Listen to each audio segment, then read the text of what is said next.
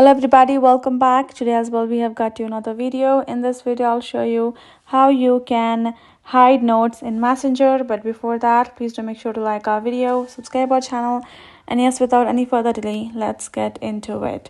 So for that, simply go ahead, open up your Messenger app right over here, and as soon as you do that, this is how the interface is gonna look like. And you tap on your note right over here that you have shared.